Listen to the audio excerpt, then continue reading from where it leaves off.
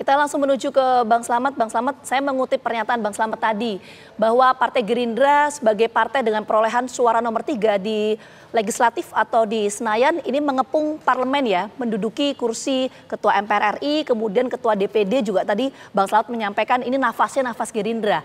Nah, resiko politiknya seperti apa sih kalau misalnya kursi MPR, DPD ini tidak nafasnya Gerindra dan Ketua DPR juga tidak diisi oleh PDI Perjuangan? Resiko politiknya apa yang terjadi? Begini ya, background Prabowo sebagai militer, itu stabilitas itu pasti menjadi salah satu perhitungan. Jadi stabilitas politik harus dijaga. Kemudian sistem pemerintahan kita kan bukan parlementer, tapi presidensial. Maka kemudian presiden itu punya kewibawaan yang sangat luar biasa, bahkan penguasa tunggal eksekutif itu adanya di presiden. Sehingga presiden di sini menjadi matahari di dalam sistem kenegaraan kita, maka semuanya juga akan mengacu atau menuju ke matahari. Maka kira-kira begini, titah Prabowo sebagai presiden terpilih tentu saja bagi partai lain akan sulit, akan juga sungkan untuk dibantah. Ini menarik adalah ketua umumnya menjadi presiden, sekjennya menjadi ketua MPR, ketua hariannya menjadi wakil ketua DPR. Jadi penguasa partai politiknya, pembagian kekuasaannya luar biasa. Nah, menurut saya juga tentu ada hal yang harus dijaga, terutama di MPR, karena persoalan misalnya impeachment itu kan adanya juga di MPR, di mana misalnya atas usul DPR untuk memberhentikan presiden dan wakil presiden dalam masa jabatannya setelah Mahkamah Konstitusi memutuskan bahwa presiden atau presiden terbukti melakukan pelanggaran yang bisa diimpeach, itu kan juga kuncinya ada di ketua MPR, ada di MPR. Kemudian juga misalnya melantik wakil presiden dan presiden apabila presiden mangkat, berhenti, diberhentikan atau tidak dapat melakukan kewajibannya dalam masa jabatannya. Nah, juga di sini yang menarik adalah MPR itu memiliki wewenang memilih wakil presiden dari 2 calon yang diusulkan oleh presiden apabila terjadi kekosongan jabatan wakil presiden dalam masa jabatannya, dan memilih presiden dan wakil presiden apabila keduanya mangkat, berhenti, diberhentikan atau tidak dapat melaksanakan kewajibannya hingga masa jabatannya selesai. Jadi sangat-sangat strategis sekali. Kita bisa lihat kemarin komposisinya, misalnya ketua MPR-nya dari Golkar, kemudian ketua DPR-nya dari PDIP, dan presidennya dari PDIP yang kemudian juga di ujung masa pemerintahnya pecah. Ini juga akan bisa mempengaruhi. Makanya menurut saya firm bahwa Prabowo menjadi matahari yang kuat sekali, dan Golkar menurut saya sebagai partai kedua terbesar di parlemen, dan dia juga menjadi yang terbesar di koalisi Indonesia Maju, menurut saya sudah mendapatkan kompensasi politik. Ini pertarungan politik, bukan sekadar musyawarah dan lain-lain, tapi ada lobby-lobby politik yang tidak gratis menurut saya. Ini juga menurut saya di belakang layar Golkar sudah mendapatkan beberapa posisi strategis untuk kompensasi dari tidak menjadi ketua MPR begitu. Iya. Artinya kan Partai Gerindra menurut Bang Slamet ini menguasai parlemen, tapi kita tahu bahwa politik ini kan bicara soal power sharing. Artinya ketika sudah menguasai parlemen, apakah komposisi kursi kabinet nanti Gerindra akan mendapatkan jatah yang lebih banyak dibandingkan dengan partai lain atau gimana? Atau justru lebih sedikit? Nah, ini kalau persoalan komisi yang akan dibentuk di DPR nanti itu akan sangat tergantung komposisi di kabinet, berapa jumlah kementerian, dan itu baru ada pembagian. Jadi DPR tidak bisa membentuk berapa komisi lebih dahulu, begitu juga DPD belum bisa membentuk komite sebelum pemerintahan presiden terpilih itu membentuk kabinet dengan komposisinya seperti apa. Berapa komposisi departemen atau kementerian serta lembaga setingkat kementerian. Barulah di situ ada pembagian. Nah, pembagian ini juga menurut saya tentu saja ada power sharingnya disesuaikan dengan jumlah kursi yang ada di DPR.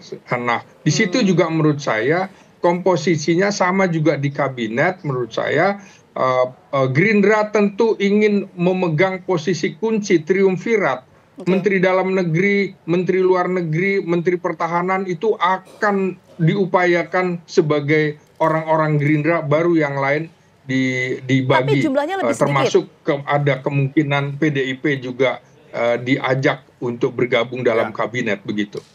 Baik, kita ke Bang Emrus. Bang Emrus, ini kan kita lihat ya, Ketua MPR dari Gerindra, kemudian Ketua DPR dari PDIP. Ini ada seolah-olah yang diperlihatkan adalah politik akomodasi yang diberikan. Nah, yang ingin saya tanyakan adalah kemana Partai Golkar yang menjadi partai kedua pemenang pemilu? Karena tidak menempati posisi Ketua MPR dan Ketua DPR. Silakan Bang Emrus. Baik, Golkar ini kalau kita melihat, dia selalu ada di pemerintahan.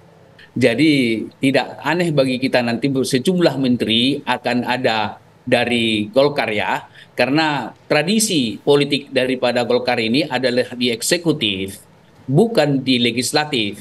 Sehingga bisa saja minimal mereka itu nanti akan mendapat 2 Menko. Seperti pemerintahan yang lalu yaitu Menko Equine dan Menko Maritim misalnya seperti itu, tapi tidak harus di Menko di situ.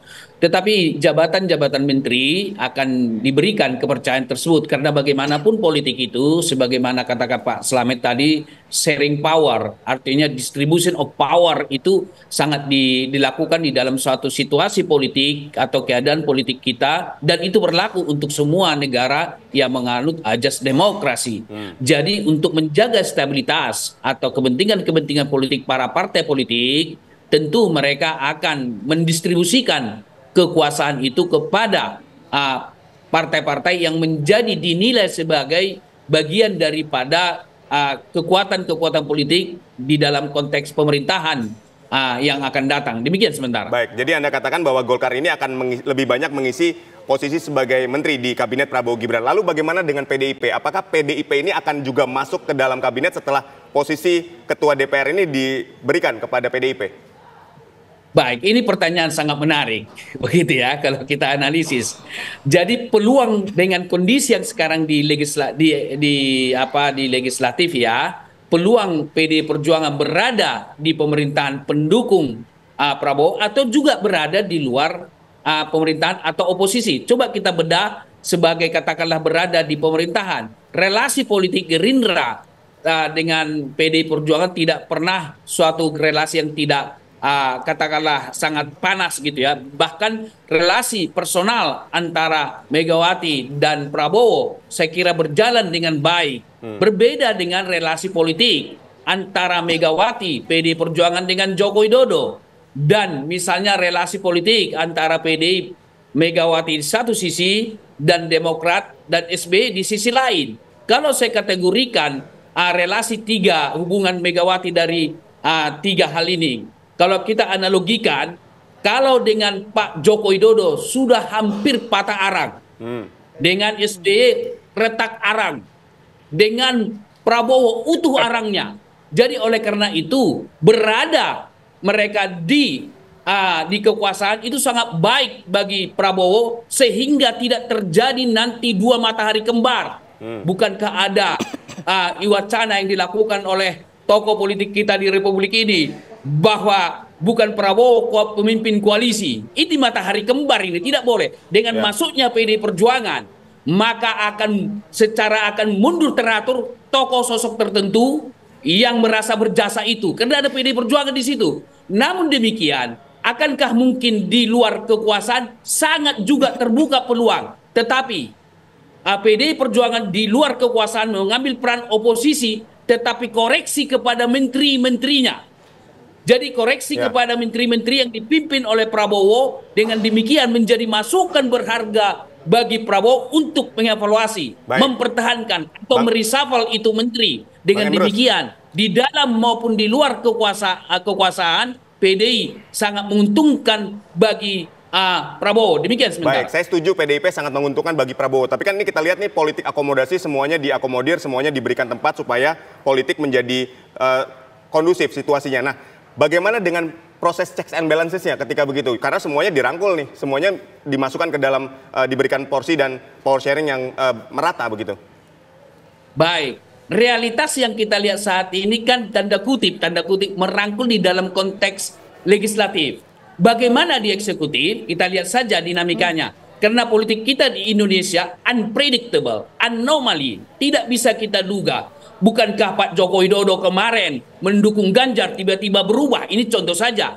Jadi oleh karena itu tidak ada jaminan. Kemudian saya melihat, kalaupun nanti PD Perjuangan di luar kekuasaan check and balance, saya kira sangat bagus juga dilakukan. Dan kemudian kita harus akui, sekarang peran oposisi setelah the power of social media bukan lagi diperankan oleh partai politik, sudah diperankan oleh civil society atau masyarakat pada umumnya melalui sosial media. Jadi sosial media itu bisa berperan melampaui kekuatan daripada partai di parlemen atau di oposisi. Coba kita lihat, banyak runtuh kekuasaan di negara-negara lain karena the power of social media. Artinya peran oposisi bisa diambil alih oleh masyarakat civil society. Sedikit Bu, berbeda dengan ketika check and balance itu dilahirkan, konsep itu dilahirkan dalam ilmu politik ketika belum ada sosial media. Demikian. Baik, nanti kita sama-sama melihat ya bagaimana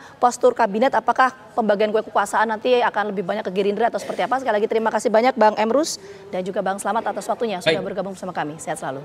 Baik, terima kasih. Selamat sore. Selamat